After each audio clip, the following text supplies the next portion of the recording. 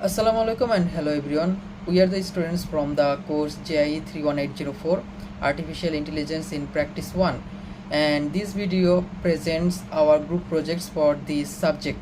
The title of our project is predicting meals skipped per day due to financial constraints using a linear regression model.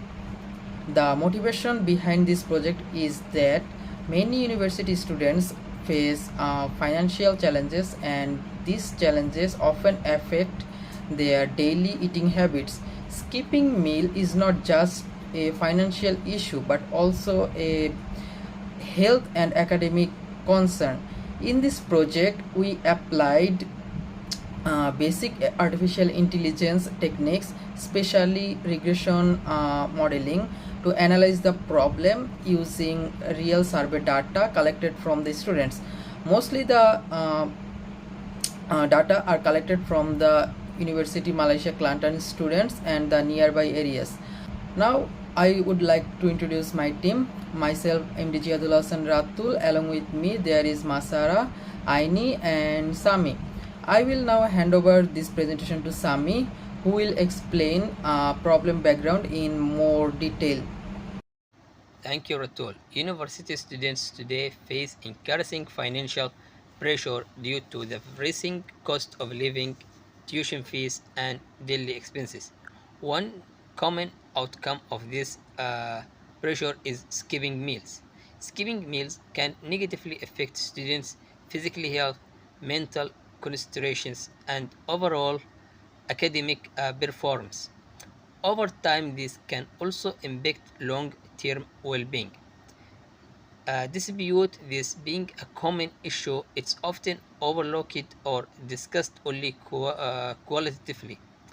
Therefore, our project aims to address this problem quantitatively by using data and predictive model to understand how financial and lifestyle factors contribute to meal skipping behavior. Next, Ini will explain how our data was collected. Thank you, Sami.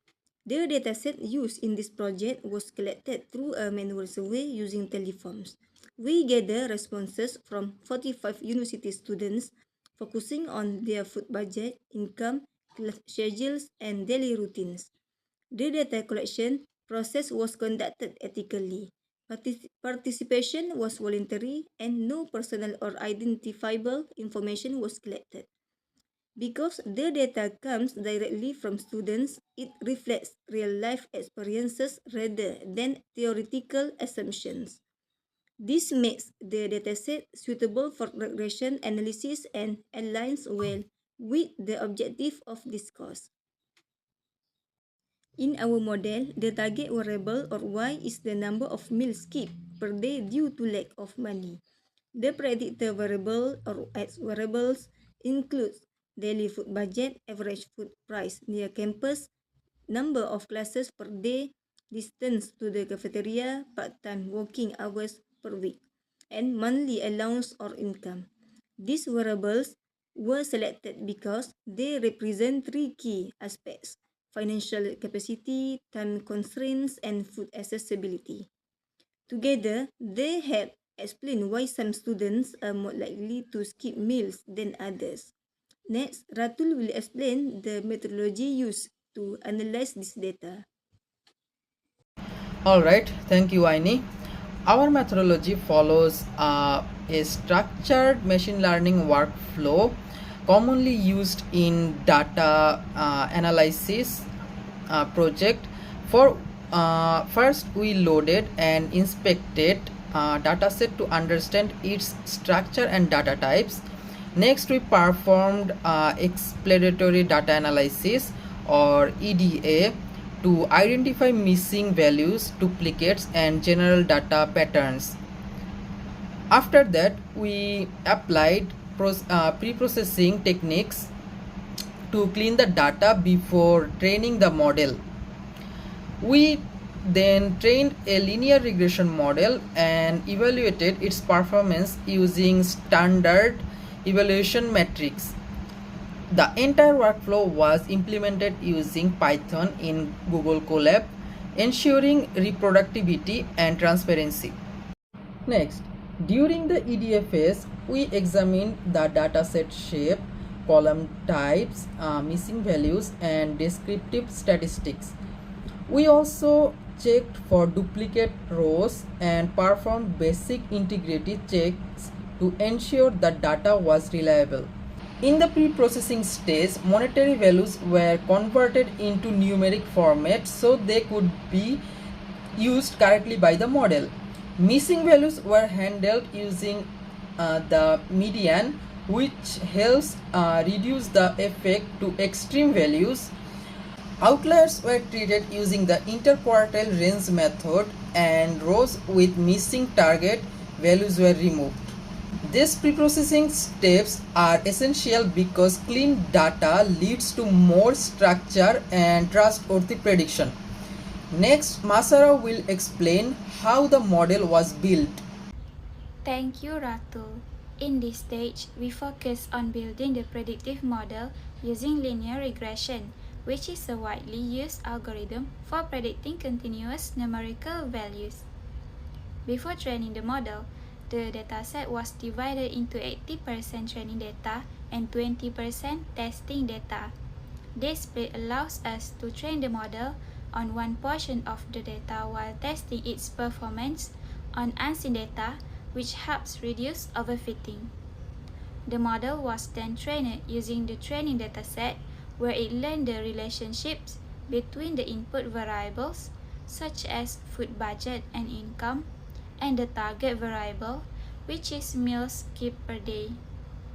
After training, the model was applied to the test dataset to generate predictions. Linear regressions was chosen because it is simple, interpretable, and effective for understanding how each factor influences the outcome, making it suitable for this study. To evaluate the performance of our model, we use three standard evaluation metrics: mean absolute error, root mean square error, and R-squared. Mean absolute error measures the average difference between the predicted and actual number of meals skipped, giving us an overall sense of prediction accuracy. Root mean square error also measures prediction error but places more emphasis on larger errors, which helps us understand whether the model occasionally makes large mistakes. R-squared indicates how much of the variation in the target variable is explained by the model, providing insight into how well the model fits the data. In addition to numerical evaluation, we use visual analysis, including actual versus predicted plots and residual plots. These visuals help us assess whether predictions follow a reasonable pattern and whether errors are randomly distributed. Overall, the results show that the model performs reasonably well and captures important trends related to students' financial conditions and meal skipping behavior. In conclusion, this project demonstrates that financial constraints have a significant impact on students skipping meals. Factors such as income level, food budget, and access to food play important roles in this behavior. Those findings can help universities and policymakers design better food assistance and student welfare programs. However, this study has limitations, including a relatively small sample size and limited variables. In future work, larger datasets and additionally factors such as stress or eating habits could be included to improve model performance. Thank you for watching our presentation.